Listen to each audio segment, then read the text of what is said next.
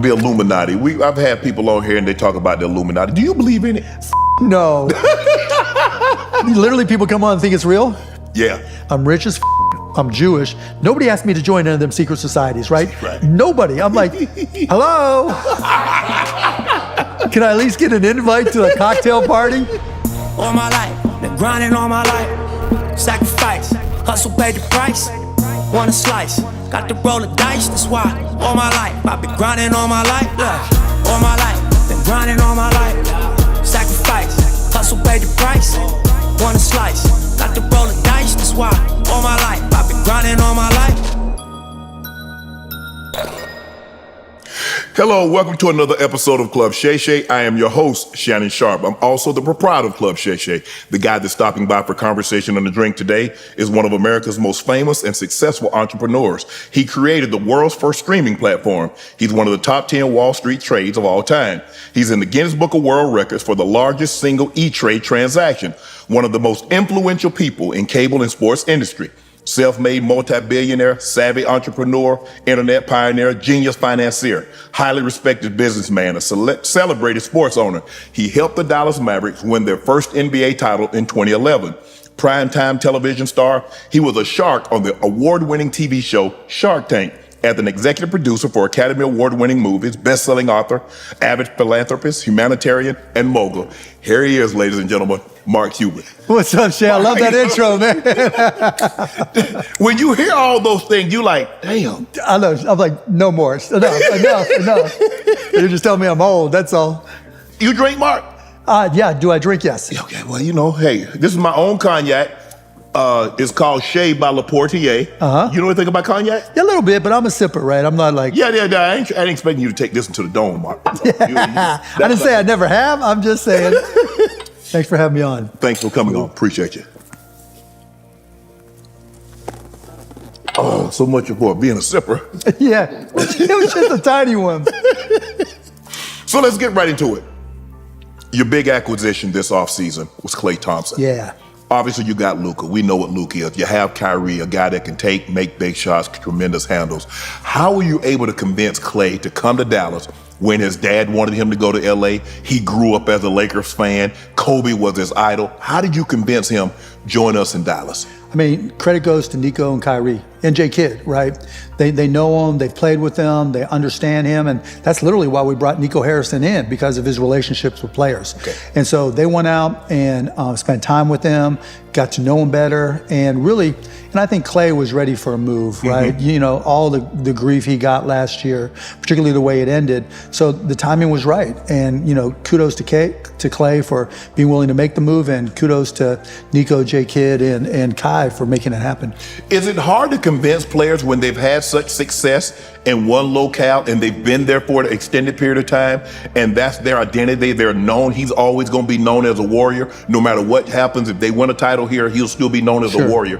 Is it really hard to convince players to join a new franchise when they've been associated with one franchise for so long? Depends if they're the number one guy or number two guy or number three guy. Okay. Right. If you're number one, like Steph's not going anywhere. Right. You're right. You can understand. You know, now LeBron's moved around just for different reasons, but the number two guy, if it's not going the way you want, then yeah, the door is open. But it takes somebody who's special, somebody who's got the confidence in themselves, somebody who's got the ambition, and somebody who really has got something to prove. Right. And Klay's got a lot to prove, which is great, because those are the kind of guys you want on your squad, right? Because they're gonna work harder than ever to prove people wrong. Mm-hmm.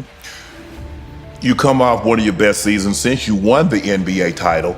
You get to the NBA Finals. Luka had an outstanding year. I think he finished top 3 in the MVP. Kyrie was sensational. Why weren't you guys able to get over that hump against the Boston Celtics? You lose that series 4-1. Celtics are good. They were very good. Yeah, right? I mean, they didn't have a lot of weaknesses. And so, and in order to beat them, we had to make a lot of threes. And we just didn't. You know, our three-point shooting wasn't up to par where it was during the playoffs or the regular season. We couldn't get stops like we needed to, and we couldn't get the rim the way we needed to. When Jaylen Brown is blocking shots at the rim and being a rim protector, you know it's not your day. So, you know, credit to them, but, you know, adding Klay, adding Najee, I mean, we got better. Right. The previous offseason, you added Kyrie. You trade, make the trade for him, but you sign and re-sign him in free agency. How did you know that he and Luka would play so well together? Because Luka needs the ball, Kyrie needs the ball to do what he's done, but he can play off the ball. How did you know that they'll work together? Because they're both basketball savants, right? They understand the game. They know how to play. They know what it takes to win. They complement each other in a lot of ways. Luka's big, strong, not so quick, where Kyrie's quick handles. I mean, they both got handles, right? Yes. Out of the world handles, but just plays the game a little differently. And when you have a backcourt that can complement each other and both are willing to let the other guy lead when the time is right. Correct. That's when it's going to work. Like when we first traded for him, they couldn't figure each other out because they hadn't had a preseason together. And then, last year, it took a little time. I mean, we didn't get it right at the beginning, but by the end of the year, they were playing off each other great. And it was like, because, Luka just loves to start a game by taking over. Right. And then Kai is fourth quarter Kai, right? And if Kai's rolling, Luka's like, here you go. And if Kai's not rolling, he goes, give me the ball, it's my turn, right? Okay. And when they got that respect and that relationship, that's when everything changed. But Kyrie had a history of what transpired. I mean, Cleveland, and it was Boston, and it didn't work out with the Nets. So how do you deal with a player that, it might not have worked out over here, it might not have worked out over there, it might not have worked out over there, but you know what? I believe in this player, and it's going to work out over here. How do you assess that, Mark? You talk to him. And you talk to people around them. You watch what happens, how their actions are. When you watch Kyrie, before he came to the Mavs even, when you watch Kyrie after the game, you see it in football, right? There's guys who'll swap jerseys, slap each other, right, and walk out the door and never talk to each other again. Correct. Kyrie is one of those guys, like, he's going to hug you. Embrace it. Yeah, he's going to hug you like he's known you for 20 years, and you guys are first cousins. Yes. Right? Mm-hmm. And that says something when guys are getting that close to each other. And so when you talk to players, they loved him. Yes. Nobody had a bad word to say about Kyrie that ever stepped on the court.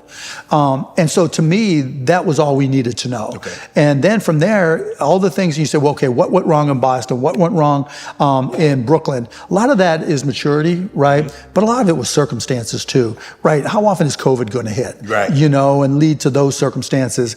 And what we learned was you just let Kai be Kai. Okay.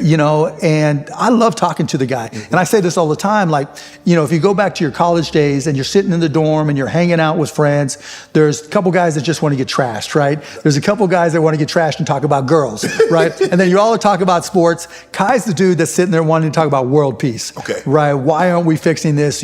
How do we end hunger? He's just got he's got a heart of gold. He's got a huge heart.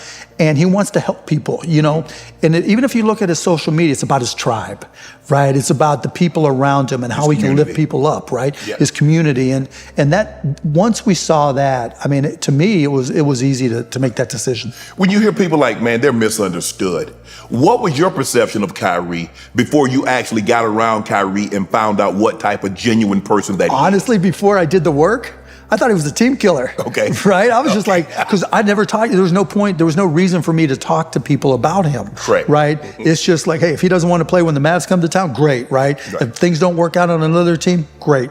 But, when the opportunity to trade for him came, it's like, okay, let's do the work. Mm-hmm. And, Nico did the work, Jay Kidd knew him, Nico knew him for years, and it was like, okay, let me talk to folks, and everybody loved him. And so then you looked at the organizations he was at, and, that didn't help the situation. Yeah, right. And so, I knew all these owners, right? And I knew the circumstances. And so, it wasn't a hard decision. Right. When you sit down and talk to Kai, and you mentioned it earlier, like you look at his social media feed, and he's talking about things that normal guys his age probably not talking about. Yeah.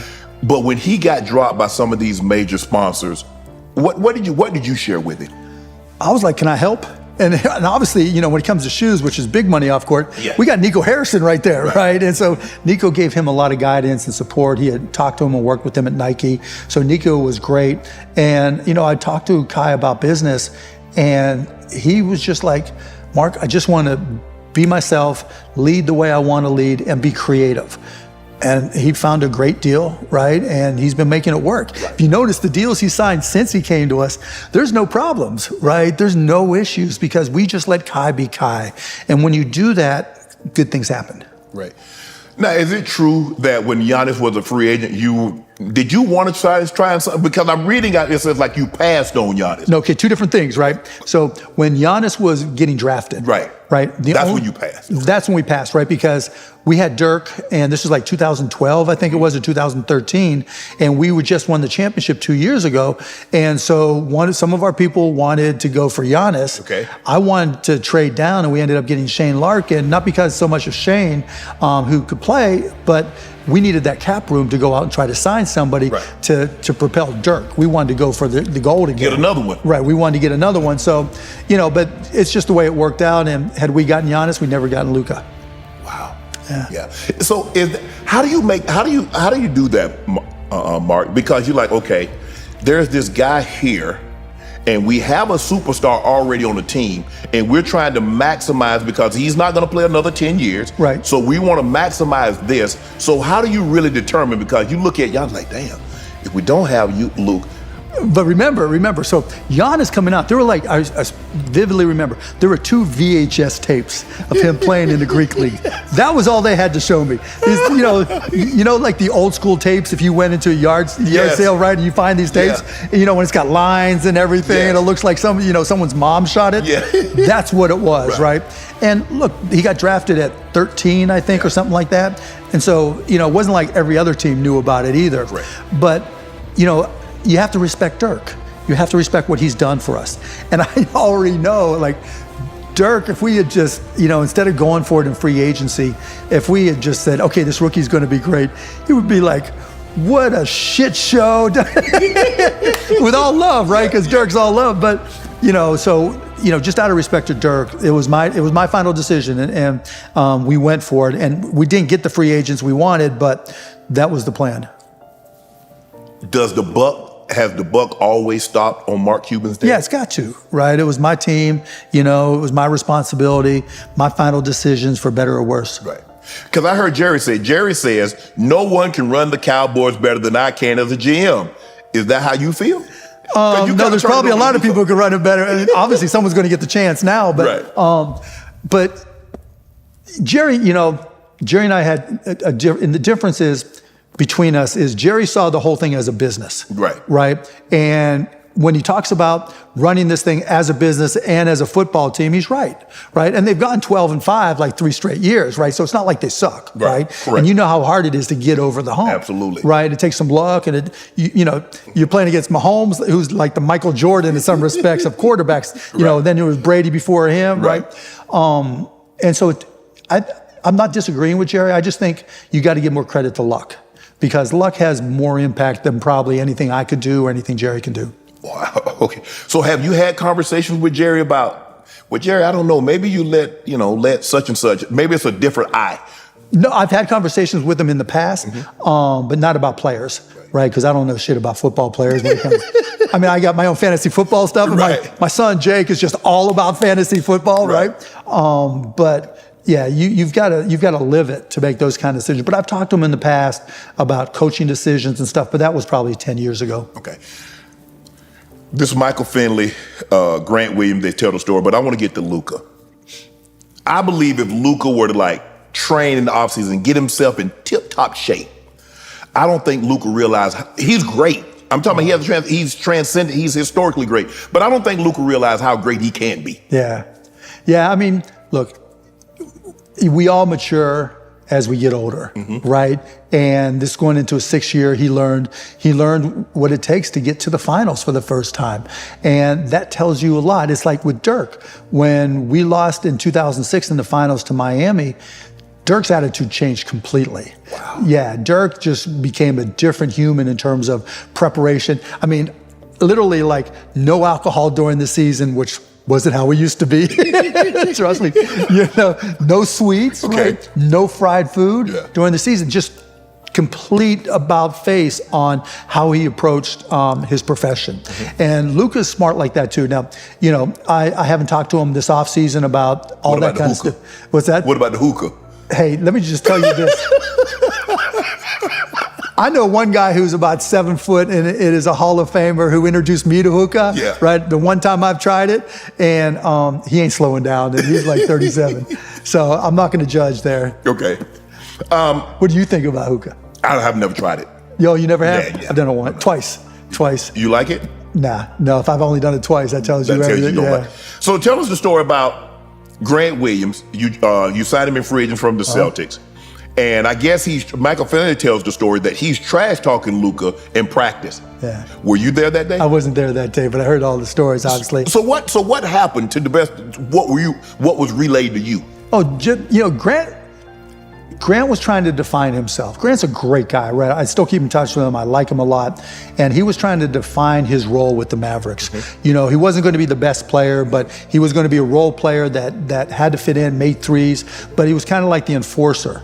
And he also wanted to be kind of the adult on the court, and with Luka, it just didn't go over well at all. When you start trash talking Luka, that's never going to end well. Like if I've trash talked him like in fun, he gives me the stink eye.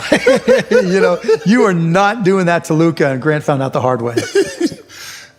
How did when you said, because like you said, Luka's going into his 6th season.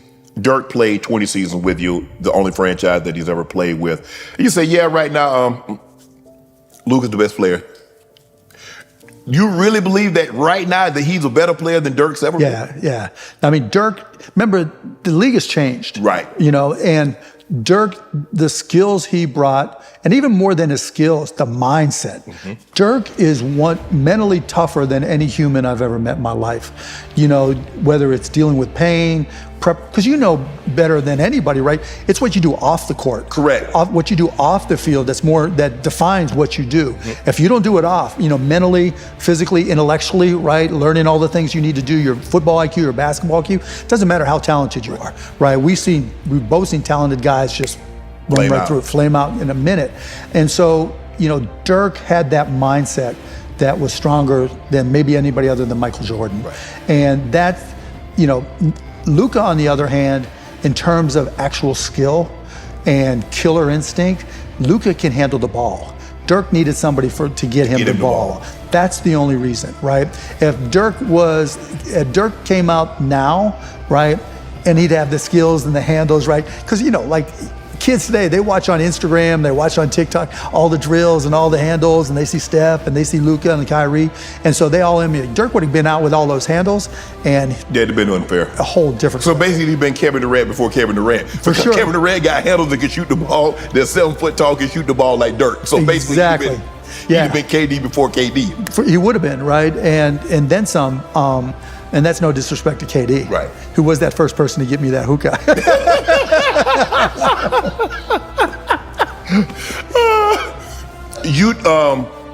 When Luka's contract is up, he's going to have the biggest contract in NBA history. For sure. Do you believe we're going to get to a point in time, I don't know how soon, probably because of the way it's going, that we're going to see an NBA player with $1 billion contract? Yeah, for sure. $1 billion, Mark? Yeah, but I mean, that presumes that TV keeps on going up the way it is. Yeah. But you're going to see $100 million a year here shortly.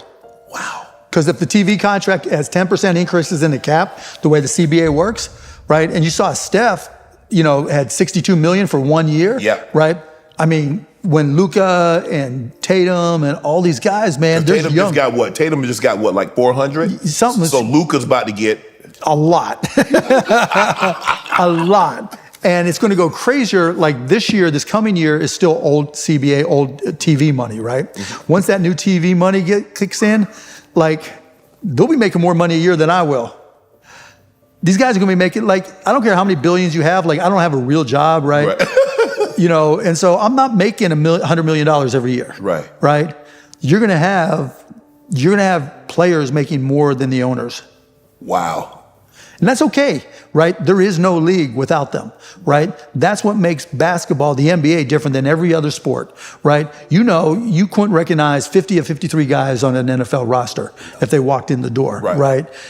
NBA, right, particularly if you play 2K, you knew all 15 guys and the two-way guys too, right? And that's unique. You don't have that in baseball. You don't have that in soccer. Or the NHL. That's unique. They are the league and they earn every penny of it. As a former NFL player, I know a thing or two about high performance, and that's why I drive the BMW 7 Series. This car has everything I need. It's big enough, comfortable enough, and luxurious enough to meet even my high expectations. When I'm behind the wheel of the BMW, I'm not just driving a car, I'm driving legacy. What I love most is the precision engineering, cutting-edge technology, and unmatched style, whether it's spacious interior, the powerful engine, or the smooth ride. BMW makes sure every detail is on point. I trust BMW to deliver the ultimate driving experience, and I know you will too. So why wait? Head over to BMWUSA.com, check out models like the sporty X3, the all-electric i4. Build your dream car today and join me in experiencing luxury and performance that only the ultimate driving machine can offer. Well, obviously, there's been a lot of fuss because the streaming is really taking this thing over. I mean, you have Amazon. And remember when you said, started the first streaming platform? Yes. Thank you very much. Let's go back to that. I read a quote, I was probably 22, 23. That says, a genius sees things that no one else sees and hits the bullseye. The streaming platform. Mark, how could you have foreshadowed this is where it's heading? Yeah, it was easy, actually. I mean, it made perfect sense to me. I'd been in the technology business for a long time, right? And my buddy Todd, and actually the building we started in was next door there, 2 doors down. And we're like, look, this internet stuff, there's going to be multimedia at some point, right? Let's start with audio, and eventually it'll get to video. And we're like, okay, is anybody else doing this? No. Okay, let me buy a computer. I bought another computer, put it in the second bedroom of my house, and I was like, let's just grind it out. And we started going to every radio station, every sports league. Like, we just got all the rights and locked them up. We were YouTube before YouTube. And really, it was hard to do, but in hindsight, I was shocked no one else had done it before. Wow. And you look back at it. So when you sold that first company, he's like, did you like, damn, that was easy? Do you start a company with the hopes of selling it? No, never. Right? I always start a company with the hopes of fucking things up, right?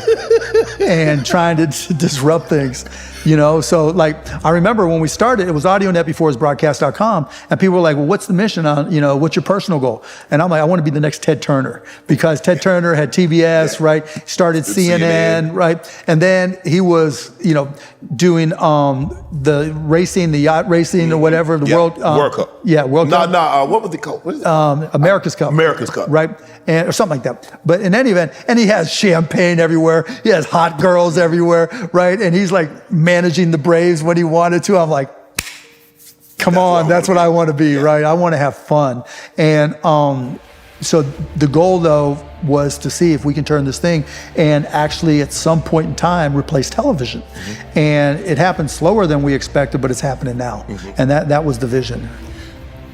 Is linear, because it seems like people just like go linear for live sporting events. It's like everything else is kind of like the Netflix, the Amazon, is the Tubies, all that other stuff is on like streaming platforms. Is that where so in the next 5 to 10 years, Mark, where are we going to be? That's where we're going to be, right? Because linear television is struggling. ESPN used to have 110, 120, 110 million subscribers. Now they're down in the 70s or something like that. And that's changed, right? You know this industry well, right? And it's harder even for Fox Sports and those guys. And so the money's just not going to be there. It used to be like, there was a time where it was like, okay, what are the new shows on ABC, CBS, and NBC, right? And you were used to be watch TV. You set your clock like, man, I'm gonna go watch Friends. Right. I'm gonna watch Everybody Loves Raymond or all the whatever. And Shark Tank. And Shark. Yeah. And Shark Tank. Yeah, Shark Tank. Yeah, they do. Hey, did you know that was gonna be a success? No, I thought it was gonna suck, but we'll get there in a sec, right? Okay. So, but those shows, like, are scripted shows, they're not going to linear television anymore. No. They're going to streaming, right? Netflix and Peacock and Max and those guys. And so, now the linear stations are trying to do all sports, and that's their angle. And on Shark Tank, literally, when I got asked to be a guest shark, and they're like, we'll give you 3 episodes. I'm like, cool, I'll come on. This show's not going to last. Right. I'm just going to go on there. Literally, I'll be on TV for 3 shows. Then. Right, that's exactly right. I'll be on, I'll be on network television on ABC for 3 shows. I'll raise some hell, show people I know what I'm talking about with business, and we'll see what comes next. Right. And the next thing you know, bam. Of course, I take all the credit. This media rights deal. Obviously, TNT has been at it. It's an institution. All right, Chuck, Kenny, Charles, and Kenny, Shaq, Ernie, and Shaq. Yeah. And Shaq. So obviously they're an institution, and after this year, they're not going to be there unless NBC or ESPN or one of these, Amazon, somebody picks them up. How difficult is that? Because they say, well, we're going to sue because we had right of first refusal, or whatever the case may be. And you don't have to get into too deep into it, Mark. But so what's going on with that? Did you know that the media rights deal was going to be basically like 3X, 4X, 10X? Yeah, because we were the last big media deal available. So think about what we just said, right? How do you keep linear TV alive? Yes. Right? You need sports. And the NFL's already locked up. So who's next? And so if you're going to stay alive, you needed us. And then when streaming wanted some of it to be able to carve out just some, like Amazon carves out, Peacock carves out some, it's like, why would we not take that money? Yeah. You know, and I mean, 51% goes to the players, so they were happy about it too. Absolutely. I think the thing is that these platforms, the streaming platform, the Netflix, the YouTubes, they want to be channels. They want to be taken serious, and you cannot do it without sports. No, you can't. You can't. Because that's what's kept them alive, right? The NFL, and to a lesser extent, the NBA and Major League Baseball, you know, the other sports are helping, but they're living on the NFL. Yes. Right? And the NFL is just more and more and more and more. But at some point, there'll be a tipping point, right? Because it costs more to get a linear television network than it does just a streaming, right? Because the cable network, the satellite network, they're having to pay all this money, and they're having to charge consumers all that money. That's not going to stick around forever, and they're all it's not sustainable the way it is today. And all those platforms are trying to figure out the right way to do it. If Mark Cuban was an NBA player today, how would he spend his money? How would he invest his money? What type of business? If you're an NBA player, so you're coming in, and so you don't have the business acumen that you have. Right, just chill. Right. So if I'm just a two-way player, right? If I'm a two-way player, I'm living like a student. Okay. Because you don't know how long it's going to last, Correct. right? Okay. And one of the hard things is, you know, like I didn't grow up with money. I didn't have shit, and so it's hard when you first get money to understand what it is, right? How much do you have and what can you actually do? Because you hear all these stories and you think big, and you know how that goes, right? But you don't think it's going to happen to you. Right. And you hear about the stories about people losing it all. So I tell guys all the time, save your money. You know, one broken ankle and it's over. It's over. And if I'm somebody making 40, 50, 60 million, then I'm hiring somebody that knows what they're doing, but it ain't going to be one of my friends. Okay. Right? It can't not be your friend, because your friend wants to be your friend. My money guy needs to make me money. Yes. Right? And it can't be a friend of a friend of a friend. It's got to be somebody who's done it for big time people and knows their shit. Right? Because that's the other place guys get tied up. Well, that's my guy. He's been with me forever. I want to take care of him. He wants to get into finance. Oh, no. He can still be with me. You can be your friend, right? Yeah. I'll take you to dinner. I'll buy you. I'll pay you some money to take care of things, right? But you can't. Don't invest in the restaurant. Don't invest in the clothing label. Don't invest in the liquor company. Sorry, but or music, right? That is the death, right? So it's not so much now, right? But in the early 2000s, early 2010s, everybody wanted a music label, right? Everybody was either going to be a rapper or they were going to, have a label and sign rappers, because that's what was going on. And one athlete's label that's done any good? No, I don't. Clothing companies? No. It's hard. It is. Right? Those businesses are hard because there's no barriers to entry. You want to start a clothing? It's funny because I get people talk to me all the time. So I've got this brand name, right? Let's Get Busy, LGB. And you think you're going to start a clothing line based off of LGB, right?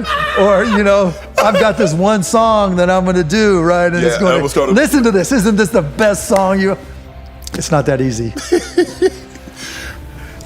As the Dallas Mavericks owner, obviously your signature player before Luka, and you've had some great players at the Mavericks, but it's been Dirk. Yeah, of course. What has Dirk meant to you and this organization? Everything. He is the organization. He's the definition of the Dallas Mavericks. And again, not just what he did for us on the court, but who he is off the court. Dirk's that guy that's going to the hospitals without being asked, that's, taking time with kids, visiting them. When he has a special event, and he's had many, he's making sure kids are coming, and he's just got, he's got that heart. People know he loves Dallas, and as a result, Dallas loves him. And that's the interesting thing, Mark, because a lot of these international players, like when they're done, they go back to their respective countries. Dirk has remained, he's German, but he's remained. He goes back and forth. He goes back. Yeah, he does. Yeah, but you're right. He's Dallas, right? But he stays here. He lives here. Just built a house here. Does charity continuously. You can't take the Dallas out of Dirk now. Right. Is it true that he brought his meals on the road in aluminum foil? Some, not all, right? Some. Yeah, no, I do remember that, right? He'd get it because he wanted healthier stuff, right? Right. So I forgot all about that. So yeah, so he would get things specially made for him because he wasn't going to eat anything, because you know what it's like on a team plane. There's fried chicken everywhere. There's, whatever the players just love to eat, right? And he was like, no, I'm no more fried food. Wow. Why have European players really, if you look at the last 6 MVPs, it's been European players. You got Jokic with 3, you got Giannis with 2, you got Joel Embiid with 1. Why have we seen this shift to where European players are starting to dominate? Yeah, I mean, just in the draft, and 2 reasons. One, the rest of the world is bigger than us. Right, so we've got 330 million. Yeah. There's 8 billion people in the world, right? So they got 7.7. Yeah, so there's more options available, right? Particularly now with Africa and India, and I love it. Whenever I think India now, I like that song, 10 Toes In, that what I'm talking about. But anyways, I digress. But so there's just more people, and then the training methods are different. There's no equivalent of AAU. And, kids here, like my son or whoever, they're playing game after game after game, but hardly practice. Wow. And over there's 2 practices a day, and you might play 1, 2, 3, maybe 3 times a week. And so the focus is on developing skills. And no matter, here, even still, we kind of pigeonhole people into certain positions. You're big, right? You get down on the block. The biggest guys you play the 4 to 5. Right. And so, and that's changing some, but they don't really work on all the skills, or even more importantly, the basketball IQ. And I take that back a little bit, because kids now are far more skilled at the high school level, at the junior high level. You see the handles, right? Like, my son's got handles, like, he's got my athleticism, unfortunately for him, but my son's got handles like, I don't know how that's gonna work. Yeah, I mean, I used to be able to dunk, but still, he's still got my athleticism. And so, but his handles are off the charts, right? And it's no big deal. All the guys on his team can handle. And they get that from social media, but they don't get the same basketball IQ, right? They don't. So that's what I try to work on with him, right? Head up. What's going to happen next, right? Anticipate where things are going. And you don't see that a lot with AAU. And then parents get into it too. It's like, get my guy some minutes, right? Or my girl some minutes, and that makes it more difficult. It's not like that in the European parents aren't hummingbird helicopter, and they're not hovering over. Not like here. Not like here, because, I mean, there's a lot of pressure on kids too, right? They're in the meal ticket, and that's tough. That is really tough. Dennis Schroeder crossed some flag. He said, they asked Dennis Schroeder, he says, because European basketball is straight basketball IQ, no entertainment. Straight coaching, really, really high IQ guys who know how to play the game. Of course, the U.S. is the best league in the world, but Europeans, they're coming for sure. Yep. KD didn't take kindly to that. He's like, because he took a picture of that when they won the gold medal, IQ and entertainment.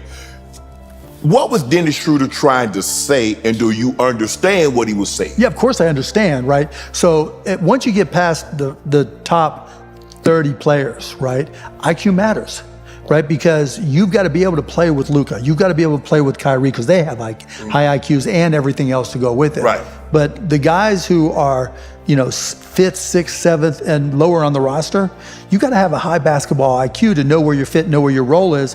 And if all you ever learned was, dribble, if you don't have an IQ, right, it's going to be harder to fit in the NBA, right? And so they're both, Katie giving him a shit was right because we have the best players. It's not even close, right?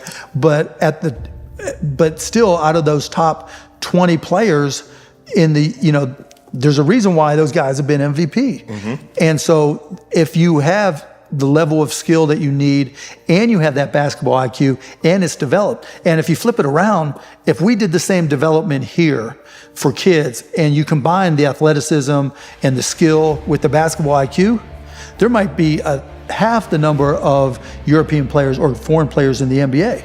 We just don't give them that basketball IQ support. Are American players, are we too reliant on athleticism?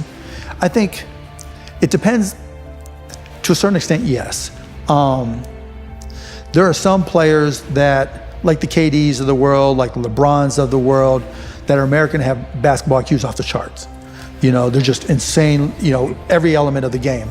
But kids see that and they try to replicate, what Anthony Edwards does, right? Dunking behind his head, right? And, Dunkademics and all that stuff, right? And I don't see that from European kids coming in. And I think that's the difference. If you applied the same training techniques and combine that with the athleticism that we have in this country, well, yeah, it'd be a whole different league. I've never seen him play in person, but you've had a front row seat to see this guy over the last decade, and that's Nikola Jokic. Yeah. When you look at a guy, and just look at him from television, you're like, okay, he doesn't have the cap shoulders like Giannis. He's not freight trained like LeBron. He can't jump out the gym like a young Shaq. But bro, he just light people up. What is it about him, Mark, that makes him so great, so unique, that he's able to dominate when he doesn't have anything about him that's physically dominant? Yeah, if you just saw him in a play cup, you would be like, who's the chubby dude, right? Oh my God, he can play, right? But it's skill. Right. Skill and basketball IQ. You combine being 6'11", 6'10", 11 with basketball IQ, skill. He can shoot, he can dribble, he can pass. He sees things 3 steps ahead. Him and Luka are like, twins in a lot of respects. And when you have all those elements to your game, there's always a place for a shooter, right? Yes. Always a place for a shooter in the NBA. There's always a place for somebody who can rebound. Now, if you can rebound and shoot, okay, you're going to be good. If you can rebound, shoot, handle, you're going to be really, really good. 50 million. Yeah, if you can rebound, shoot, handle, and your basketball IQ is top 5 in the NBA, you're unstoppable. Right. In 2006, you said the situation with Dirk, it changed. He started to take the way he ate, the way he trained, the way he did every single thing was different than the previous years because he had gotten so close. He got a taste of what it was like to play in the NBA Finals. You go up 2-0. You had to be feeling. I thought this was going to be a fun interview. It is. We go get to the fun stuff. So when you go up 2-0, you just like, we got this. No, we were up 2-0, and it was the third quarter, and we're in Miami, and I always sit right behind the bench to this day, right? And I'm standing up, clapping, and I'm thinking, we're up like 14 in the third quarter. And I'm thinking to myself, oh shit, we might sweep these dudes. Not 2 seconds later, right? Udonis Haslem steals the ball, goes in for a layup. Now it's 12. Then a couple minutes later, Shaq pushes Eric Dampier, pushes him, and they call a foul on Eric Dampier. I'm like, oh, if he hits these free throws, we're in trouble. Shaq hits 2 free throws, right? I'm like, oh shit, we're fucked. And went downhill from there. And Dwayne Wade goes to the free throw line crazy. 973 times, right? True. So it was over. Mark, let me ask you, the relationship that you have is unlike maybe only what Dr. Buzz had with Magic. Is that you party, you hang out with the players, you hung out with the players. Do you find, how do you manage that? Because at the end of the day, you are the owner. You can sign players, you can trade players, you can release players. Has that ever interfered with your relationship with a player? Yeah, for sure. My first year, we had a player named Eric Strickland, who I got to be really close with. Mm-hmm. Went to Nebraska, didn't have a long NBA career, but great dude, right? Okay. And we got to be really good friends. And it was draft night, and our guys were like, here's a trade we need to do. And I'm like, oh, fuck, right? We're going to have to trade him. And, and it was then I learned that you've got to do what's best for the team, and players respect that, right? And players, when they get traded, they may not like it, but they see another opportunity, hopefully the next place. But I also realize that basketball is X number of years. Life's a long, long time. Correct. Right? And like, even when we screwed up and let Steve Nash go, I've gotten to be friends with Nash. He took some time, right? He didn't like me for a long time, but now we're friends again. And so, it's okay to be friends with them. It's okay to get close to them. You just have to be honest with them. And if you're honest with them, it's okay. What are your thoughts on super teams? They don't really work. Over? Yeah, they don't really work, and it's going to be a lot harder now with the new CBA.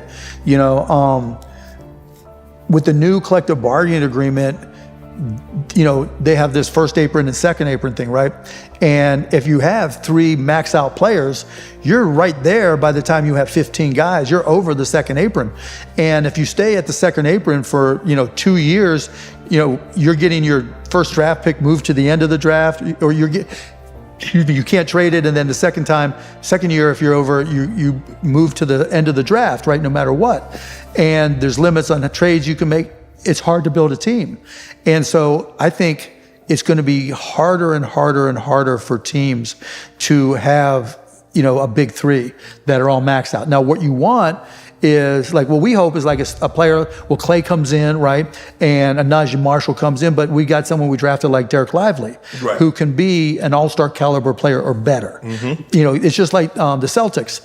They were able to make a lot of trades because Jay Brown and Tatum, were on not rookie contracts, but on lower contracts as the cap went up. That's what you need to have happen. And if you go for it and you get 3 max out players and it doesn't work, I mean, look at the Clippers. They had 3 amazing max out players, and, injuries got in the way. And it's going to be really hard to keep together a team like that. Yeah, it's going to be hard for the Clippers to keep that thing because PG is gone. Kawhi can, for whatever reason, he can't stay healthy. So it's tough. It's tough, right? And I don't want to talk specifically about any one team, but 3 max out players, particularly as those numbers go up. Yes. Right? Those numbers go up because the max out contracts, as a percentage, you're at 35% for a super max of the cap. And if you got 3 of them, right, that's 105% of the cap, right? Depending on when you sign it, right? So it's not going to stay that way because you'll sign a guy at 35%, then the cap will go up 10%, right? So he won't stay at 35%, but it's close enough, right, over just 3 guys that it's going to be hard to keep them together. LeBron, obviously, are you surprised that he's been able to play as well as he has for as long as he has to be as durable as he's been? Yeah, of course. I thought he was done 5 times already. The guy's a beast, but he's got that mental fortitude, right? It's like we talked about with Dirk. He's just one of those guys that he understands the assignments. You got to take care of your body. You've got to take care of your mind. You've got to take care of your skills. His 3-point shooting is improved, and so he gets credit for doing the work. And, that's what makes him one of the greatest of all time. TD, Tutty, taking it to the house. Reservations for 6. Whatever you call a touchdown, one thing's for sure. Touchdowns matter more at DraftKings Sportsbook, an official sports betting partner of the NFL. On the ground, in the air, from the special teams or the defense, we don't care how you score them. We want to bet on touchdowns. And at DraftKings Sportsbook is the #1 place to bet touchdowns. Ready to place your first NFL bet? Try something as simple as betting on a player to score a touchdown. Go to DraftKings Sportsbook app and make your bet today. Ready to do your touchdown dance of your own? New DraftKings customers can bet $5 and get $250 instantly in bonus bets and get 1 month free of NFL Plus Premium. Download the DraftKings Sports app. Use code Shannon. That's code Shannon for new customers to get $250 in bonus bets when you bet just $5 and get 1 month free of NFL Plus Premium. Only on DraftKings. The crown is yours. I tell kids, and when I talk to athletes, I say you have to spend more time because you're going to spend more time off the court or off the field than you do on the field. They say for a lawyer, for every hour that you spend in the courtroom, you need to spend 2.5 hours Same in prepared. business. Yeah, same in business. So if you're going to spend on the court, you spend that kind of time, you need to spend time eating and taking care of your body. Especially as you get older, training. right? Yes. It does not get easier. Yes, it does not get And trust me, you're still young. Wait till it gets harder and harder and harder. That shit is no fun. But he gets all the credit in the world for having that discipline to be able to do it. Most guys don't. He wants to be an owner. Obviously, I think you guys are looking at maybe bringing a team to Vegas. I think Seattle is being talked about. I don't know if there's anybody else, but I think those are the two franchises. And obviously, he's kind of looking at the one in Vegas. Uh-huh. What type of owner you think LeBron would make? I don't know. Players, it's going to be a lot harder for a player, right? We saw Michael Jordan, right? Great guy, had some success, but not as much as he wanted, right? It's hard because players have one mindset and they look at other players in a certain way. Man, why you can't do that? I could do that. I can do it. Let me show you, right? I'm Michael Jordan. I'm 55 years old. I'm going to whoop your ass, right? But yeah, it's just a completely different perspective that's hard to disconnect yourself from. And it's hard to be objective and not have your player mindset. And so like when you've seen general managers that are former players, they're not the great players that were, that are good general managers. It's the role players that got to watch everybody else and understand how to fit these pieces together. And so for any superstar, it's going to be hard. Being an owner, what's a typical day for Mark Cuban when you were the full-time owner of the Mavericks? What's a typical day? What time do you wake up and what's your schedule? So it depends what part of the season it is. Okay. So during the offseason is when I had to do most of the work, right? Because the free agency and the draft and everything. So that's where I had to pay the most attention. And then when you get to the trade deadline, that's another time when you have to pay a lot of attention. Otherwise, I'm just screaming and yelling, right? There's, as long as there's, and it also depends if you're winning or losing. If you're winning, it's easy. Everything just goes. If you're losing, and you don't want to lose because there's rebuilding, and then there's losing when you think you're going to win. And when you're losing when you think you're going to win, that's when an owner has to do its stuff, right? Because you've got to communicate, you've got to make decisions. What about, is it the coach? Is it the players? Is it the general manager? And is it the decisions we made? Is it chemistry? Why are we not performing the way we expected this team to perform? That's when it's hard as an owner because you got to figure it out. I mean, I remember like it was 2008 maybe, we were playing in Sacramento and it was later than that. But in any event, we were playing in Sacramento and we just were not playing hard. And I remember I've only given probably 4 locker room speeches, right? And I walked into the locker room and I started pointing at different guys. Yo, did you get your paycheck this week? Yeah.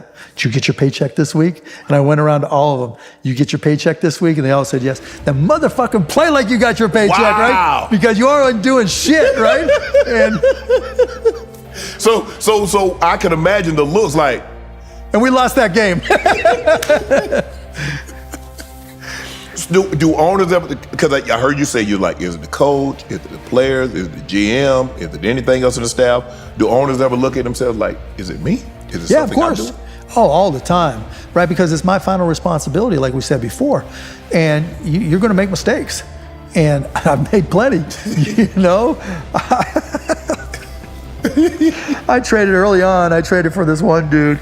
And literally, I thought he was the Unabomber. I thought he was going to blow shit up, like for real blow shit up. And I'm like, what the hell did I do, And at the beginning, it was just like, okay, let's see if we can integrate him. It just wasn't going to work out. So he was just on the Stairmaster all day, every day, and that was it. And because we couldn't trade him, he wasn't tradable. But so you make mistakes like that, and you just got to own it, right? In the early days when I first bought, you could kind of buy your way out of mistakes and buy your way into a better team because there are a lot more old school owners. Now there's, either super rich people or private equity groups, and they can afford to play the whole game. Back in the early days and, the 2000s, there were a lot of old school owners. Mom and pops. Yeah, mom and pops that have been there 40 years, right? And, you could buy a draft pick for $3 million, and I'd be like, okay, make a trade and take on $25 million in salary to save their ass. Right. Okay, but you can't even do that in the CBA anymore. And now they have a lot more money, so they're like, okay, I'll buy that pick. Get the fuck out of here. Mark, you made the decision that you sold a majority share of the Mavericks. And I know with the Mavericks, of all the companies, I think the Mavericks are your baby. I think they've meant the most to you. Yeah, that's the only one I've ever been for 24 years, right? Right. How difficult, how did you come to that decision? And was that a difficult decision? Because I'm sure you thought long and hard, like, I'm going to do it. No, I'm not. I'm going to do it. No, I'm not. I mean, it had more to do. Well, there was only two reasons, right? One, because of my family, right? I'm at that age now, I'm not gonna be around for 30 years, right? And so my kids now are 15, 18, and 21, are they gonna wanna run this? And what if they decide not to? And then what do I do, right? And so that was the biggest thing. And you know what sports are like too, was also, I don't want to just automatically put pressure on them. Mm-hmm. It's great when you're winning, right? Everybody wants to run a team when you're winning. Correct. But when the shit's hitting the fan and you suck, and you know what social media is like, and kids are on social media all the time, didn't want to put my kids in a position where they're like, and they have to deal with that stuff while they're just developing as adults. So that was one. And number two, to compete in the NBA now is expensive. Not all teams make money. It's not like the NFL.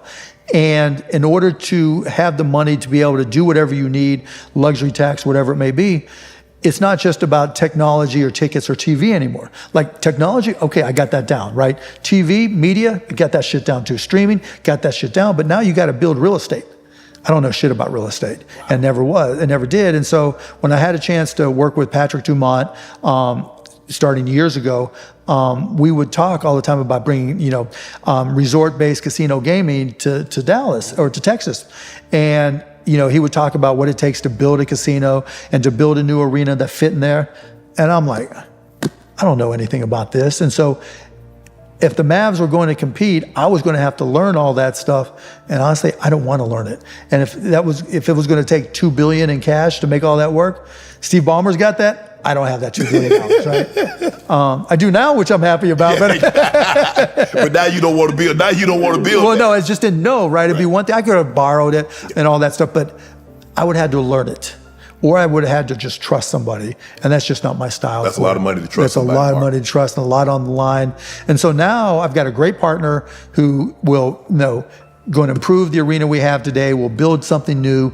We'll be able to make a destination that Dallas will be proud of. And he knows things. He's forgotten more about building than I've ever known. And so it makes a great partner, which puts the Mavs in a much better position to compete. Right. What are your thoughts on gambling? Do you think you're going to be able to have gambling here in Texas? I do. I don't know when, but I do. Because, you guys live outside of Texas. Yes. What is it that you save up and get excited to come to Texas on a vacation to do? You ever thought about coming to Texas on a vacation? No. You know anybody who does? I guess college kids go to South Padre or something. Is that? Yeah, for spring break. Yeah, for spring. That's. Maybe you go to Austin to 6th Street or Austin city limits. South by Southwest. Yeah, but it's not really like a vacation. You don't think of it as a vacation destination anywhere in Texas. And so let me change that question. If we put a Bellagio or a Venetian in downtown Dallas. Yeah, they come. People want to gamble. Yeah, and not just gamble, right? You go to Vegas now, you spa, you have Celine Dion, right? You have the shows, right? You got all that stuff, and you become being in the center of the country. If you put a Venetian right in the middle of Dallas, we're going to all of a sudden become a top 3 tourist destination in this country. And so that's why I think it'll pass. I read a report, and let me let you think about this, is that Americans are spending more on sports betting than they are in investing. Are you surprised by that? I think it depends on the age of the person, because I read something similar, right? And so if you're real young, you're betting, but you're not betting a lot, right?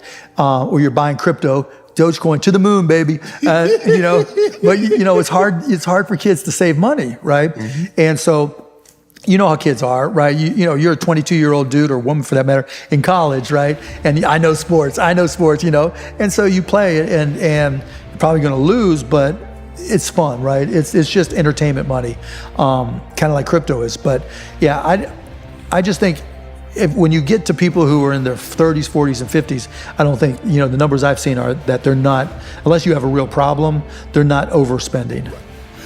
When you sold the company, Mark, you gave your employees, it was reported $35 million, you gave them bonuses. Why did you feel the need to do that? And it ended up being a lot more actually, but I'm not there without them. And I did it, my first 2 companies, I did it with Micro Solutions. You know, we had 80 employees, they all got paid. I did it with broadcast.com. Out of 330 employees, 300 became millionaires. And I wanted to do the same thing with the Mavs. You know, they were there for me the whole time, and you know, it was enough money that for those who were there, you know, 20 years or more, it was life-changing money. You think? Yeah. So when you started the first streaming platform, you was like, okay, I can foreshadow, I can think this is heading in this direction. You said you and your partner, you bought a computer, you and your partner, you guys sit down and you start coding. How long before it started becoming profitable?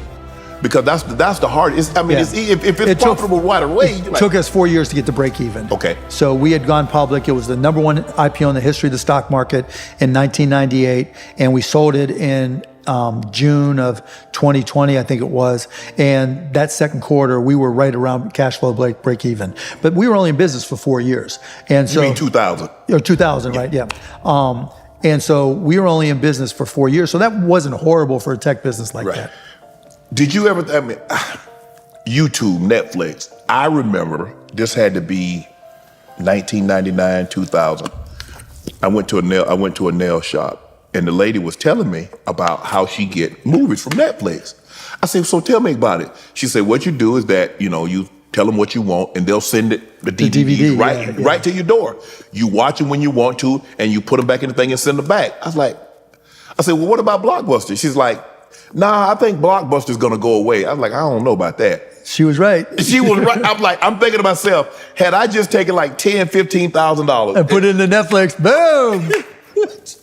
No kidding. Did you know that it would blow, that there would be a net, because you were new YouTube and Netflix before they were even for sure. I mean, that's why I was so upset with Yahoo. Like, they had a huge opportunity. I mean, they were YouTube before YouTube when they bought us. And, you know, when the internet stock bubble burst, their board of directors just say, pull everything back instead of sticking with it. And, you know, Reed Hastings and the folks at Netflix, they were like not pulling back, right? They were going for it. And then YouTube shows up and they couldn't even afford to stay in business, but then Google buys them, and that just changed everything. Yeah, because at first YouTube was a streaming platform. Now they're more like ads. I mean, it was like 2006 they started, and it was just like little short videos and stupid videos and stuff. But you know, credit to them, they got Google to partner, and Google did it right. So when a company comes in and they says, okay, we're going to buy you, is that all cash? Is that cash plus stocks? In our case, it depends on the company, right? But in our case with broadcast.com, it was all stock. And so in my mind, I was like, oh shit, right? What if the stock market crashed? So I went, once I was legally able to, I did something called a collar. So I sold the right to somebody to buy the stock at a higher price. That's selling calls. And then I used that money to buy puts, which protected me in case the stock price cratered. Well, the stock price did crater, and those puts became worth even more money than I would have gotten from the stock. And they called it one of the top 10 trades in Wall Street history. So that's how they call it. Yeah. So what was that #1 e-commerce purchase? What did you purchase? I bought a jet online.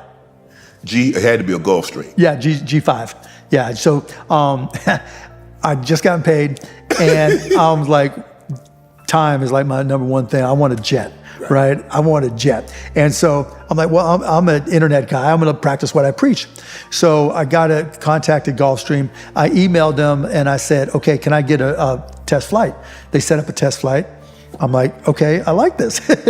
Hard to figure out I liked it, right? What's the price? Told me the price was $40 million. I texted them, deal. Right? Send me the paperwork. Email me the paperwork. Right. Emailed it to me. I did a wire transfer, did the whole thing online. So the jet was already, because you can build your own jet, but you didn't have you can't build your own. You can't build your own? No, hell no. Would you want, hey, Shannon, come on to my jet that I built. Would you get on that jet? What I'm saying, like, you could oh, no, the features and everything. Yeah. No, not build. Hell no. I ain't oil wheel right. I don't know nothing about flying. No, right? So that's what I did. So I asked for, where's the kitchen in it, how many seats, what's the layout and all that. And the test flight that they gave me matched that. Okay. Tell us about, was it American Airlines? You bought lifetime pass. The lifetime pass, and you bought 2 lifetime passes where you could fly first class anywhere in the world, whenever you wanted. Right. So it's just one. It was a little card I got, right? But I could take anybody with me. Okay. Right.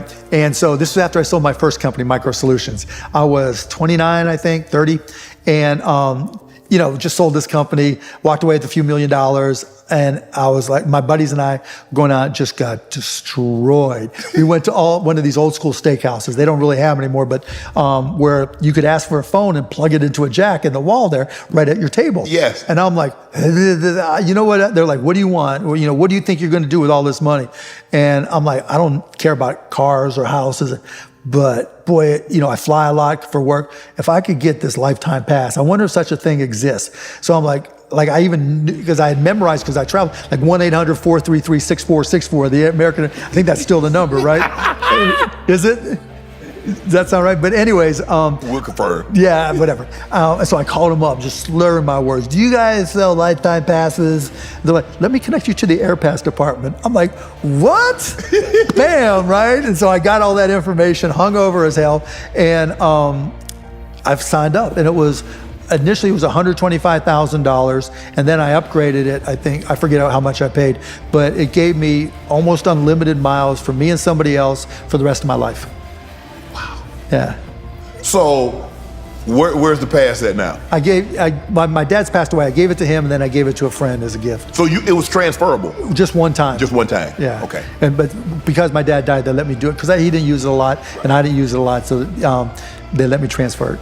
I don't think they do that anymore. No, they don't. Yeah, they don't. Can you put somebody the way people? But what a deal, right? I mean, let me just tell you, like $125,000, and I'm thinking, okay, doing the math, that's 12 cents a mile. I can deal with that, right? And I'd be out in LA or wherever, Dallas. I'm like, you want a road trip? Let's call American Airlines and see if they got any flights tonight. Let's go to Vegas. What's your name again? Doesn't matter. Let's go to Vegas. Boy, you lived a life. Yes, I did. That was the early 90s, man. That was a different time. What type of investor is Mark Cuban? Now, just really conservative. I like investing in small companies, startups, where I can help entrepreneurs, because I like to do that. That's what I do in Shark Tank. But with interest rates at 5+%, why take risk? Right. So it's easier to do that, either through tax freeze or treasuries or whatever. But I still like to invest in startups. Right. Man, you on Shark Tank, y'all be taking them people. Man, how y'all gonna take half the company? They don't work like 5-10 years trying to build this up, and y'all come in and taking 27%. They offered you 5. Could you go to 10? Why you taking 30? Damn. Well, it depends on the size of the company, right? Because I'm giving them a lot of money, because if they didn't need the money, they wouldn't be there. They wouldn't be there. Right? You're absolutely correct. And so they're not there because, maybe they're there because of the commercial, but they're there because they need help. Right. And so, it's been a lot of fun. I've invested in hundreds of companies there over the 15 years. Some have done really well. Beatbox Beverages, you may have heard of. Dude Wipes, you probably have heard of. There's just a bunch of them that are just destroyed, just killed it. And some of them didn't do as good, right? And so you've got to understand that, 25% are going to go belly up, right, for whatever reason. 45, now let's say 60% are going to be okay, right? And 15% are going to kill it. And I got to make sure those 15% I really get paid on, right, to cover all the other ones. Didn't Ring came on, but I didn't like that deal anyways, right? Because Ring they sold for $1 billion, but they had to raise like $500 million to get there. Obviously it was a good product and it paid out, but I have a rule, right? If you have to raise hundreds of millions of dollars to do tens of millions in sales, it ain't going to work for me, right? Now, if you're able to sell and get an exit, more power to you, and he was able to, so he deserves all the credit. Have you gotten upset when a shark stole one of your deals? No one steals my shit. You haven't watched the show enough. They come on there and say, Mark, I want to deal. Yeah, for sure, right? You haven't watched the show if you think anybody got one of mine. No, hell no. But other than the Mavericks, obviously that was a big investment. But you own stuff. You own Netflix, Amazon. I did for a while, yeah. When they were turning around, right? When people didn't understand what they were doing, I made a lot of money. I bought calls, which, the right to buy the share at a higher price, and I bought a lot of them, and they went up 10 times what I put up. So I was a happy camper. So, but when they say it takes money to make money, because you've been in the situation, because you've created these companies and been able to have money. So when these, like you said, you like to invest in startups, you're able to make a killing. Yeah, I mean, look, in order to be a billionaire, you have to be lucky as fuck. Okay. There's no way around it, right? I don't care how smart I think I am, or Bill Gates, or Steve Ballmer, or Buffett, or Elon Musk. It takes luck, right? You know, you've got to, if I started doing things 5 years earlier, right? And coming out of college and the internet wasn't happening. Yeah, you know. Right? You know, it's just when we started broadcast.com, that was right at the right time. And no one had done streaming. And the internet stock market was just blowing up, right? Mm-hmm. Okay, that's how you become a billionaire. And that, you know, I worked my ass off. I was smart. I did shit other people were afraid to do. But if the internet stock market hadn't been insane, I'd be just some guy, you know, just chilling, you know, in a nice house, and you'd have no idea who I was. Right. But you have to take some risk, because I remember when Google came out and they thought the shares were going to open up about $85 a share. And I remember sitting to my financial guys and I'm like, oh, you know what? I had just signed with the Ravens, so I had some money. And I was like, man, I'd like to buy, you know, $300,000 worth. Well, it opens up at 115, and he says it's overpriced. And so, you know, it's going to come back. Right, they don't have the profit. Yeah. Hey, I've done that. I know. You're not the first one to say it's like NVIDIA. It's like NVIDIA right now, right? I told my son wanted to invest in it, and he bought some. And I'm like, you know, I'd rather see it come down first.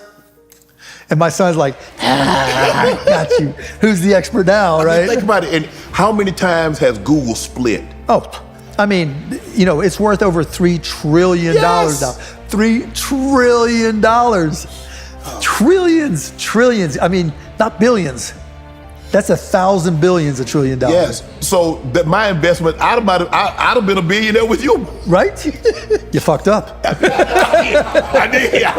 I fucked up bad. Because Netflix and Google, and I had the money to do it. But I let somebody talk me out of it. But then there's 25 other ones that, right, that you thought you should go in and he talked you out of it. They lost their butt, and say, so it evens out. Yeah. When you're so benevolent, when people try to take advantage of you, I read that you had an employee that steal from you. Uh-huh. When you've been as generous as you have over the course of your career, does that make you sour on people? No, because people steal.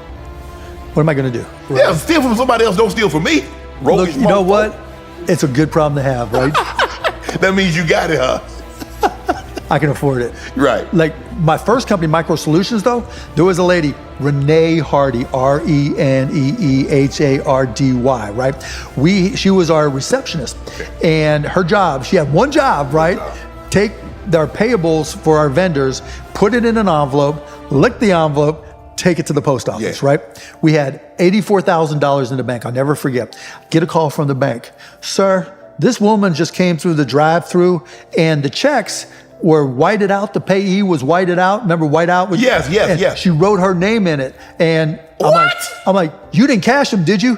Of course we did. We're a bank, sir. She took 82 of the $84,000 that we had. We were flat broke, and the 82,000 was supposed to go to vendors. Right. So now we had to call the vendors, say, please work with us. We'll bust our ass. We'll make sure you get paid. And they did. They worked with us, right? And the rest is history.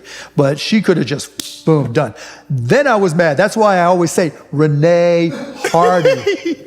Did you press charges? We couldn't find her. That's been years, and no one's found her since. And now I get emails from people, right, that are like, I heard about this name, Renee Hardy, you know, and so-and-so's name. It's just random names, right? The same name. And like, no one's ever found her. She's probably changed her name or whatever. Mark, when you accumulate the amount of wealth that you have, how has your inner circle changed?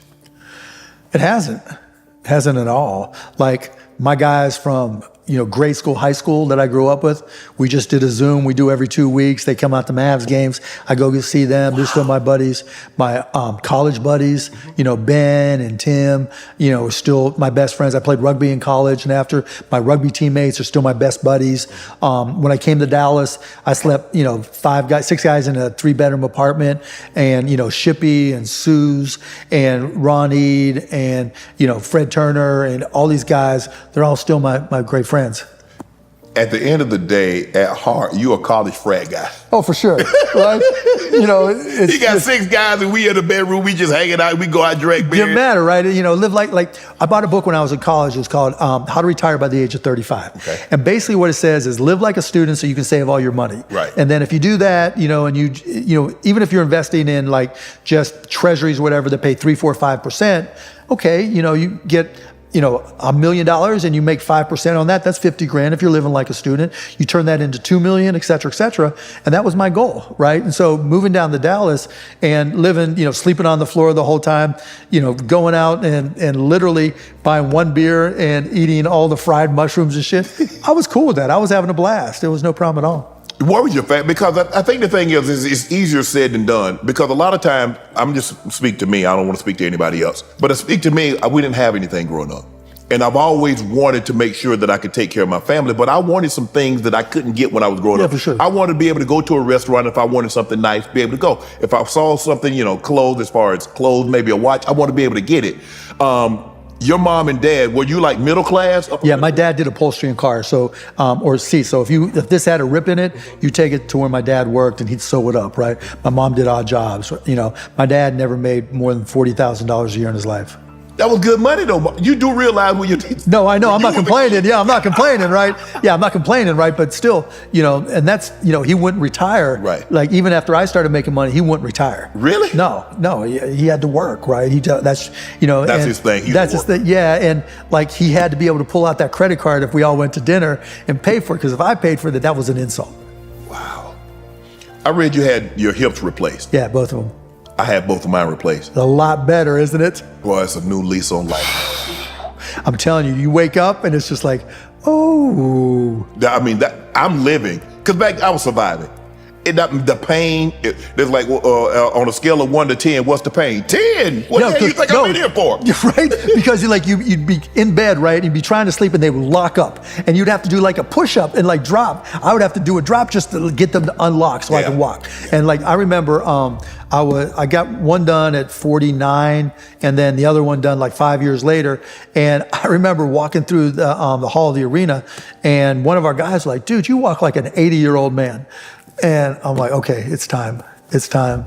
You know, my legs wouldn't go that wide. It was just like... I mean, how you have to get out of bed, you got to roll and get up out of bed and everything. But I mean, and the doctor told me, said, you're going to have a new lease on life. I'm like, yeah, every doctor says that after surgery. But boy. Changed everything. It absolutely changed everything. This new company, tell us about the new drug company. Cost Plus Drugs is helping men. Hold on. Y'all help me buy Viagra in Seattle for a cheaper price. Are you buying from us? Nah, I do that roast. I'm on Romans. Them roast sparks. No, fuck that, right? Nah, hell no, don't fuck that. Let me just tell you. You can buy 90 generic Cialis or generic Viagra for less than you pay for a bag of M&Ms from costplusdrugs.com. Wow. But the ones I got, they knock sparks. That's the name, Sparks. Got that red spark on it, the red pill. Take the red pill. Let me just tell you, right? If you get like the 20 milligrams, you won't let anybody walk with it. Never mind. But you go to costplusdrugs.com, and so I actually got a cold email from a doctor named Dr. Alex Oshmayansky, and our office is right across the street there. And he goes, I want to start this pharmacy that compounding pharmacy that manufactures drugs that are on a shortage list, right? So that people can't get them. I want to make them so they can get access to their medications. And I'm like, that's great, but what more can we do? And so we started talking, and this is right about the time the Pharma Bro was going to jail. And I'm like, if this dude can like buy one drug, Daraprim, and just jack up the price, then there's something wrong with this business. Let me look into it. And it was really obvious really quickly that what was missing is transparency. Nobody trusts the price of healthcare. No one trusts healthcare at all, right? Yeah. Particularly medications, right? So if you get a prescription for something, the first question they ask isn't, can you afford it? It's like, where's your pharmacy? Right? And then, we've all heard stories of people waiting in line, don't know what it's going to cost and can't afford it, lose their insurance, whatever. So we started this company called costplusdrugs.com, costplusdrugs.com. And so when you go to costplusdrugs.com, and not that you need it, but like if you put in Cialis with Tadalafil, which is generic Cialis, and you need 90 of them, we'll show you our cost. right? Whatever we pay for it, we mark it up 15%, we add our shipping and handling on it, and then when you add it all together, in this case, less than a bag of M&Ms, right, but it's going to be cheaper than anywhere else. Oh, yeah, for sure. And so what else is cool about it, though, is there were a lot of companies before us that, these things called pharmacy benefit managers, we don't need to get into it, that just jack up the price of certain drugs because they're not used all that much. Demand. Yeah, supply and demand. And so, like, I had a friend who was in this car wreck, and he lost his insurance, and they were going to, there's this drug called dropadoza, and they were like saying they were going to charge him $30,000 every 3 months. And he's like, I can't afford that. Can you do something? Hell no, not very many people can afford that. I'm like, let me check. So I check into it, and this was 2 years ago, and I'm like, okay, Landon, I can get it to you for $64 a month. There's these other drugs for multiple sclerosis, rather, and we're seeing our price be $21, $22. Other people are charging $2,000. Other drugs, imatinib, which is for chemotherapy, anywhere from $200 to $2,000, depending on the strength. Our price is like $23 to $24. And so when someone comes to the site, you've got this disease and we're the only way you can afford your medication. Not only are you buying from us, but you're telling everybody, you're telling your doctor. And so we launched January 19th of 2022. So here we are 2.5 years later, millions of customers, just changing people's lives. I get emails and texts and social media almost every day saying, oh my God, you saved my life. So if right now we have like 2,500 generics, 74 different brands, and we're adding more and more brands. But if you want to see if you can reduce the price of your medications, go to costplusdrugs.com. What made you decide to do that? The healthcare industry is fucked up. I mean, what could be, I've done a lot of people off, huh? Yeah, I mean, what could be a better legacy? What could be a better way, to really be successful in business than fucking up the healthcare business? To me, that was everything, right? To come in, and we've only been in 2.5 years, and we literally are changing the whole industry. And so I'm proud of that. I mean, it's exciting and it's fun, and we're just getting started. What are your thoughts on Ozempic? It seems that's the new the Hollywood. Whole thing. I mean, I'm not a doctor, but whether it's tirzepatide, which is Zepbound from Lilly, or Ozempic, which is from Novo Nordisk, right? By the way, Lilly so there's two ways you can get the diet drugs, right? The GLP-1s is what they call them. And there's two ways to get them. You can get them with the pens, right? Or you can get them with a vial, right? And if you get them with the vial, they just started selling them with the vial this week. Instead of it being $1,300 a month, it'll be $400 or $500 a month. And so the prices are starting to come down. And if they live up to the billing, again, I'm not a doctor, I'm not the scientist, but if they live up to the billing, it's going to change a lot. Yeah. People crave foods. And if the thing ever got down under $100 a month, fucking everybody's going to take it, right? And it's going to, you talk about investing, right? Are people going to eat less food? Yeah, they're going to eat less food. Are people going to be healthier and need less healthcare? Yeah, they're going to need less healthcare. Are there going to be fewer heart attacks, et cetera, et cetera? They're going to be all skinny though, Mark. Everybody's, I mean, don't we want people of different size and different bodies? You don't have to, and not everybody responds the same way. You don't have to take it, right? You don't have to take it. But so I guess if you take it, you try to get skinny, huh? I mean, yeah, but you don't have to, right? I mean, there's studies that say, you see athletes, right? Some of these dudes, 6'8", 350 pounds, that are just insane shape and great athletes. Right. Everybody's their own thing. The Illuminati. I've had people on here and they talk about the Illuminati. Do you believe in it? Fuck no. Literally, people come on and think it's real? Yeah. Okay, so like, what are the other ones? There's the Illuminati, and who are the other ones that are like that? There's like other secret groups, right? Yes, secret societies. Right? I'm rich as fuck, I'm Jewish. Nobody asked me to join any of them secret societies, right? Nobody. I'm like, hello? Can I at least get an invite to a cocktail party? Nobody. I'm like, okay, maybe it's me. They figure you gonna blow the lid on the thing. Mark. No, if it's cool. I mean, I've been to many parties. I haven't said shit, right? Social media. What are your thoughts on social media? Good, bad? Good and bad, right? It's not so good for kids anymore. It's not good when it comes to politics and medical information. There's a ton of misinformation, but I mean, when it's social, it can be great. But social media isn't social anymore. Right. Maybe some on Instagram, maybe some on TikTok, but even there, right, you post something you think is no big deal and people are killing you, right? They're giving you shit about everything just because they can. And there's just no way around that. And even worse, right, the way the algorithms work now, everybody's social media feed is different. Yes. You know, yours is different than mine, different than each one of the folks here. Everybody's different. And so the way things are sold has changed. The way people consume information has changed. We have an election coming up, right? And everybody gets their own feed and nobody knows what's real information. And everybody now thinks of things in like 15, 30-second sound bites anyways. Delonte West, he's fallen on some hard times, and you've done several times, you've reached out and tried to help. How hard is it to see someone that played for you struggle with brutal mental health illness? Brutal, right? Because I thought we had him. I thought we had him turned around. You know, we sent him down to Jason's place down in Florida, and it's like a farm, Jason Williams, and you know, he's making progress, sending pictures. Dante's emailing me, and I'm like, oh yeah, we're getting this. Then Dante throws his shit over the fence, disappears. We bring him back again, making progress. This is it. Same shit. Only so much you can do. Wow. Yeah, it's what can heartbreaking. people learn from that story? Mental illness is real. It is real, and you just don't wish it away. You don't just rehab it away.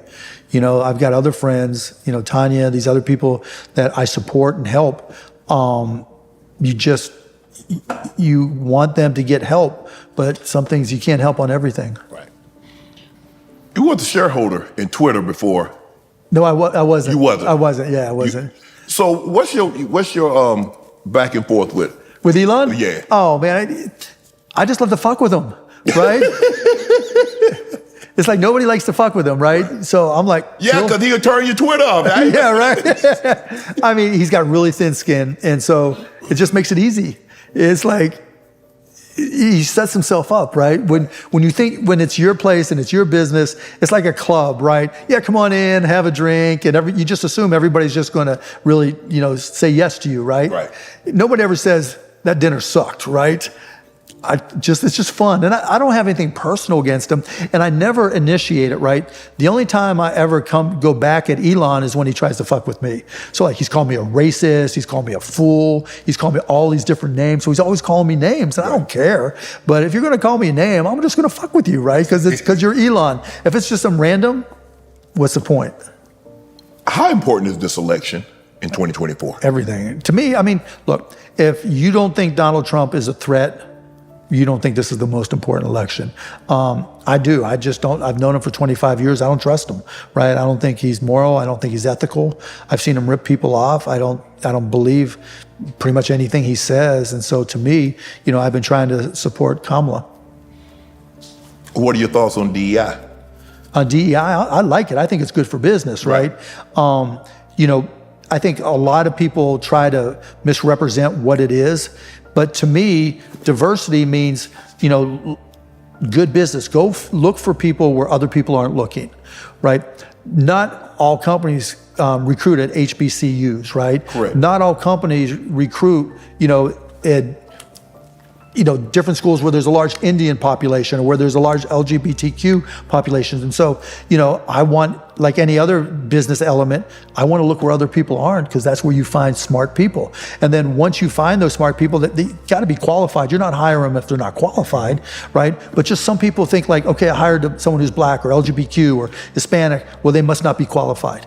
No, you're not going to hire them unless they're qualified, right? So the DEI doesn't mean hiring less qualified people. It just means finding people that are more diverse. Yeah, they happen to be diverse, right? You're looking at other people, yes, right? Because you can be as diverse as you want. You can be LGBTQ, trans, black, and Hispanic, but if you're not qualified, you're not getting hired, right? Right. That doesn't do you any good, right? But I want to go where other people aren't looking. And then once you hire them, the E is equity, right?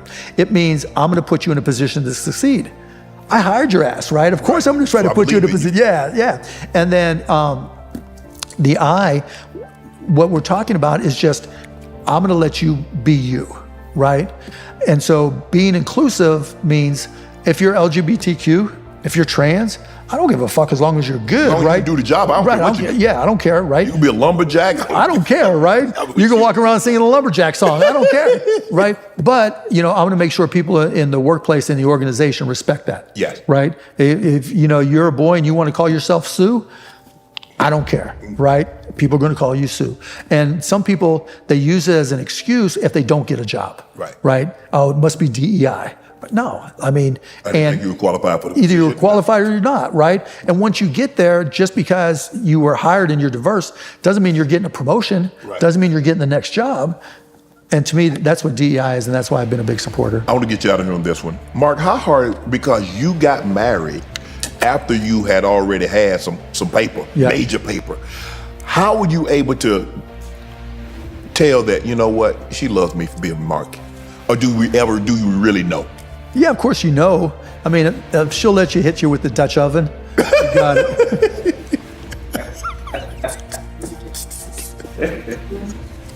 No, I made her go to oh my God, I'm spacing out. What the fuck? The Little Burgers, White Castles, right? What? I made her go to White. That was the test before we got married, and so we're going to White Castles because I went to school in Indiana. White Castles were everywhere, right? Yes. And so I was like, we're going to White Castles, and if you really love me, you'll eat a White Castle burger. She did. Wow. Give me 3 things that you tell your kids. Because obviously you want your kids to be productive citizens. Sure. You don't want to hand them everything. Sure. So what are some of the advice that you give your kids? Because obviously they know who you are. Yeah. They know what you have, so what they have. So number 1 is when your friends get drunk, nobody cares, right? When you get drunk, because you're my kid, you're on the front page of the paper and you're all over social media. So always pay attention to where you're at and what you're doing and be respectful, right? Number 2, you've got to set your own path. You know, you've got to understand that as you get older, you're going to want to define your own future. So you're going to have to do the work. Like I literally just wrote my son a note to that effect. And then just generally, right, and I say this to all kids and all people, right, to be successful, you have to be curious because the world's always changing. You have to be agile because the world's always changing. And then I also have a couple of really stupid sayings, right? And you asked for 3, but I'm going to go further. Number 1 is how you do anything is how you do everything, right? It applies to sports, and I think it applies to life, right? And I'll leave it at that one because that's probably the most important because most people, they'll cut every corner that they can. Right. And I don't want them to cut corners because, you know, they don't have to worry about money. Is it true that you don't have a chef, a maid, a butler? We have a maid, right? So when I travel, you know, I've got different places. I don't have anything there, right? So I'll do my own laundry. I'll make my own food. Really? Yeah. So it's like I have a little shithole in Manhattan Beach in LA because it's close to the ocean and I hang. So yeah, I'll get my own food there. If I'm in New York, we have an apartment there. I do my own thing there. Yeah, but we do it up for us, Mark. Yeah, but I do in Dallas, right? We have somebody who cooks my food because I try to eat healthy, and my wife makes it for everybody else. But she cooks her own food. But we do have people to clean the house. It's 22,000 square feet. We ain't cleaning that shit. Right. The last question, I'm gonna get you out on this. Anthony Edwards and Magic Johnson. Ant-Man said, I saw that. Basically, Michael Jordan was really the only skilled guy back then. Yeah. So it was easy. Long story short, Magic said, look, I don't listen to nobody. They ain't want no title. No titles, right? No level. I ain't Good for Magic, right? Good for Magic. What are your thoughts on that? Because you know Magic. I know Magic 25 years. You probably know him a little better than I do. Probably. But I've never heard Magic go back at somebody like no, that. He's always super sweet. There's Magic. Yeah, right. That was Irving. Right. That was Irving, right? And it's not like anybody else has brought the sky hook to the game either, right? You know, with Kareem. And so, look, and that's his vibe, right? He's going to talk. He's going to talk shit. He's going to stir things up. So I respect that. I mean, he's been great for the NBA because he's just got a great energy to him, right? And he's a social media kid, right? He grew up with that, so that's the way it works. But yeah, Magic was right in going back at him. I'm glad he did. Mark Cuban, ladies and gentlemen. This is great. Great job, bro. I really enjoyed it. Yeah, Appreciate you, bro. Really enjoyed Appreciate that. Awesome. That was a lot of fun. All my life, been grinding all my life. Sacrifice, hustle paid the price. Want a slice, got to roll the dice. That's why all my life I've been grinding all my life. Look, all my life, been grinding all my life. Sacrifice, hustle paid the price. Want a slice, got to roll the dice. That's why all my life I've been grinding all my life.